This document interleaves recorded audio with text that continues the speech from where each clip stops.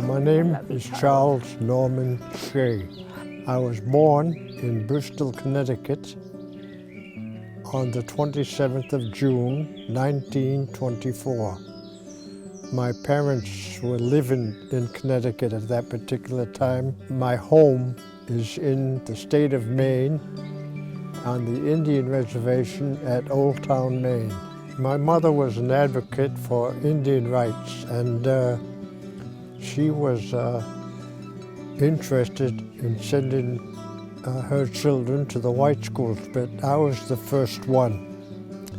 My mother arranged through the state government for me to attend the grade schools at Old Town, Maine.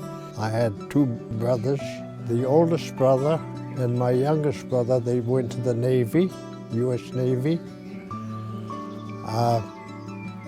My brother that was older than I was, next to me, he went to the U.S. Air Force, and I waited to be drafted because I did not want to volunteer. At the time, we had no voting rights, and we had to serve, but we had to serve the government during the war.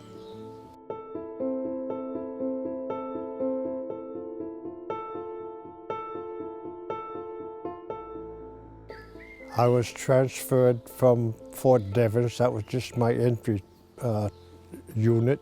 Well, I joined the military service and I was sworn in. And I was sent to Camp Pickett, Virginia, for my basic training.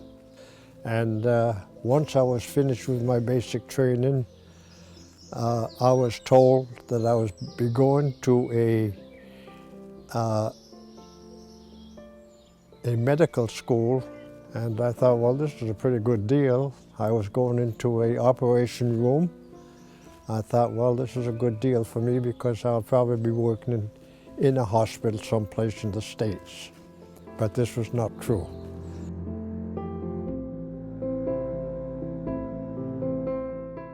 We boarded the Queen Elizabeth, which had been converted into a troop transport ship and could travel across the ocean in 5 or 6 days, and did not need an escort because it was very fast, and the German submarines were not able to target it because it was moving too fast.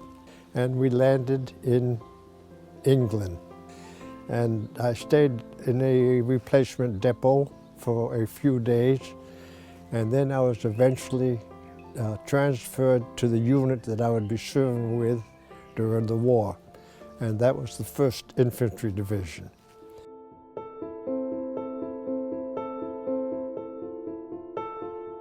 We had training, daily training on a beach that looked very similar to Omaha beaches. It was sandy, and the tide came in and went out here. And one day, the Germans were able to penetrate the protection of this area, and they came with motorized speedboats. And of course they had small artillery on there and so forth. And they did much damage, and they sank, I don't know, a couple of ships, troop ships, and they killed about 400 or 500 GIs that went into the water, and most of them drowned because they could not swim or they were unable to.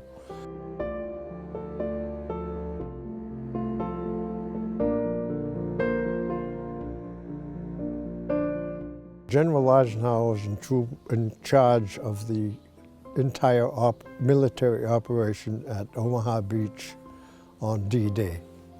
And he was going to schedule the landing for the 5th of June.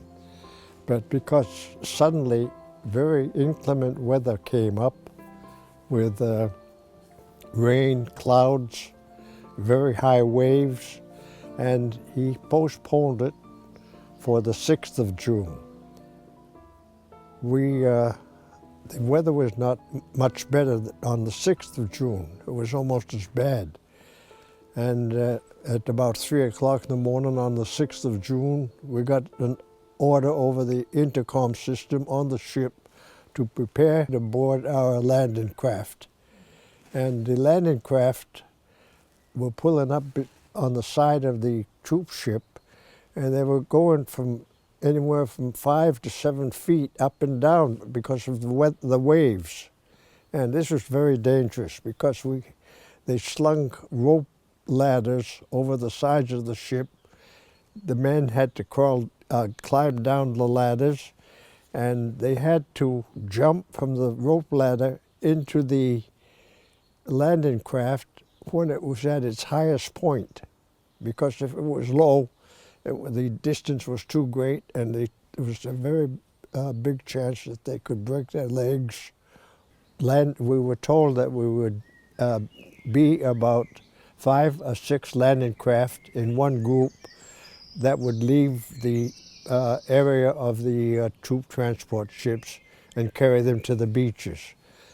We had to leave the area of around the troop transport carrier and go to an area and go in a circle until we had 5 or 6 ships, and then we were told to proceed to the beach. We finally made it to the beach, and we were told to proceed to the beach itself and unload our troops on the beach. But before that happened, we got marooned. The Germans had placed metal barriers in the low tide area, and when the tide came in, you could not see them because they were underwater. And we became marooned on one of these underwater barriers that had been established when the tide was low and put in place. And when the tide came in, you did not see them anymore because they were covered with water. When I left the landing craft and jumped into the water, I jumped in and I was in water up to my chest, but I was able to touch the bottom, the sand bottom of the area, and I was able to make my way to the beach. I selected a point there, and I began treating the wounded and the men that were coming in and needed help.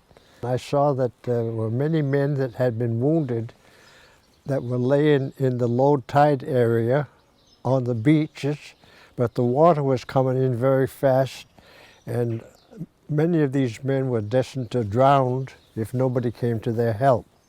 So I dropped what I was doing, and I returned to the water to assist these men.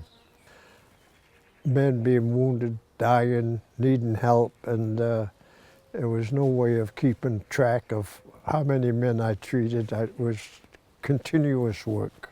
I had lost so many men killed and wounded that we were no longer an effective combat unit. So we had to go into a castle. I think it was a castle someplace in the area of the beach, and we stayed.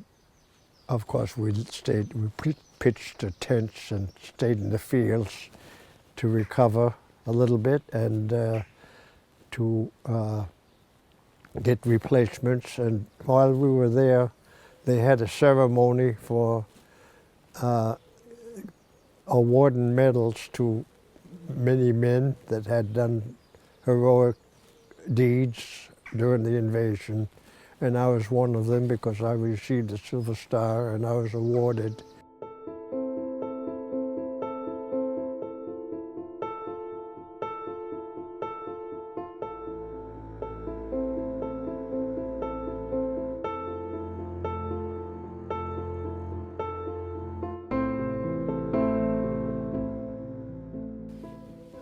It had been very many years since I had I never visited Omaha Beach until many, many years after the war. And when I first came back, of course, I was full of sorrow. And one of the first things that I did was to hold a Native American ceremony for all of the men that had died on that beach on that particular day, on the 6th of June, 1944. Every time I came back after that, I always held a Native American ceremony for these people, and it was always at 6:30 in the morning. That was the time that we landed on Omaha Beach on the 6th of June. And I always was on the beach at 6:30 once a year, every time I came back to visit Normandy.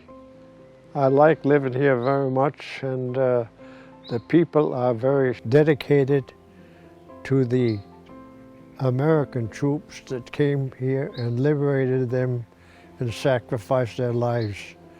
And we visit very often. We visit the cemetery, which contains the bodies of over 9,000, close to 10,000 men that were killed on Omaha Beach. And this is where my friend Edward Mirosevic, who found his grave there, is also buried. And each year when I come now, since I've been coming back, I visit his grave, say a prayer for him, and well, it's part of my ceremony when I come here.